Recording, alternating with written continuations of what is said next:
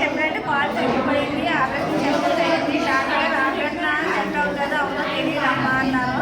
Daddy గారు ప్రార్థన చేసి నేను 3 రోజులకు బయటకు వచ్చేద్దాము అలాగే అన్నారు. కానీ 3 రోజులు వచ్చాక డాడీ గారు ప్రార్థన వద్దామమ్మా అన్నారు. ఇంకా నడలేదని చేయమనుకున్నా తనంతా తానే నడిచి మా ఆరాధనకు వచ్చింది. ఆపరేషన్ అయితే చేసిన ఆపరేషన్ జరిగింది. కింద కూర్చుంటే డెంగుంది, తన పని తప్పు చేసుకుంది, హాస్పిటల్ రావాలండి, అందరినీ ప్రార్థన చేయమన్నాం. డాడీ గారు ప్రార్థన ఈ చిన్న సాక్ష్యాన్ని దేవుడు దీవించాలా. తన అది కాకుండా మళ్ళీ తన భర్తకి మన యాక్సిడెంట్ అవుతుంది. కానీ యాక్సిడెంట్ అవ్వ కాలు ఇరిగిపోవాలంట. బండి అయితే పోయింది, కానీ అతను మాత్రం ప్రాణానికి అపాయింది. కాలు బౌద్ధ దెబ్బలకి తగిలింది. డాడీ గారికి చెప్పి ఫోన్ చేసి ప్రేయర్ చేసుకుంటే మళ్ళీ మన్నాడు 3 రోజులు లేచి తను పనికి వెళ్ళిపోయాడు. ఈ చిన్న సాక్ష్యం దేవుడు దీవించాలి. సంవత్సరంలో దేవుడు మాకు చాలా అద్భుతాలు చేశాడు. కానీ మా చేతిలో అవ్వలేదు. ఆపకే ఆపరేషన్ కూడా తన పని చేసి సార్లే తెచ్చి డబ్బులు ఇచ్చారు.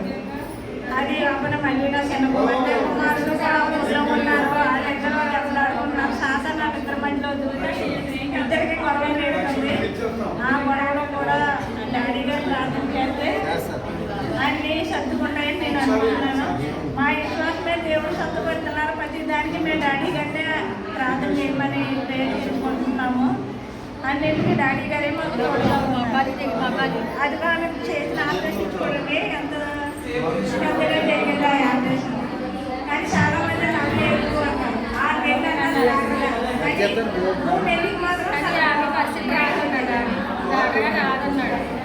కాలు రాదమ్మా, కాలు ఇలాగే ముందుకుంటుంది, కాలు రాదు, ఇప్పుడు చెప్పలేము అంతా మీ దేవుడు నమ్మితే దేవుడే ఇస్తాడు నీకు, అంతే అంతే తప్ప నా వల్ల ఏమి కాదు, నీకు 50% రాదు అసలు కాలు, నువ్వు నడవలేవు, కాలు అలా పెంచుకుంటా తప్ప అనేసి అన్నాడు. కానీ నేను చాలా బలంగా ప్రేయర్ చేసుకున్నాను. దేవుడు నువ్వే ఉన్నా దేవుడా, నా కాలు వంకాలి, నాకు నేను మామూలుగా నడవాలి, నా కాలుకి అవుట్ రాకూడదు, నేను అవుట్దాల్లో ఉండకూడదు అని నేను ప్రేయర్ చేసుకున్నాను. కానీ దేవుడే నాకు స్వస్థపరిచాడు. నేను నాకు మామూలు కాలు వస్తుంది, నేను అడుగుతున్నాను, మంచిగా ఉన్నాను. దేవుడు దీవించిన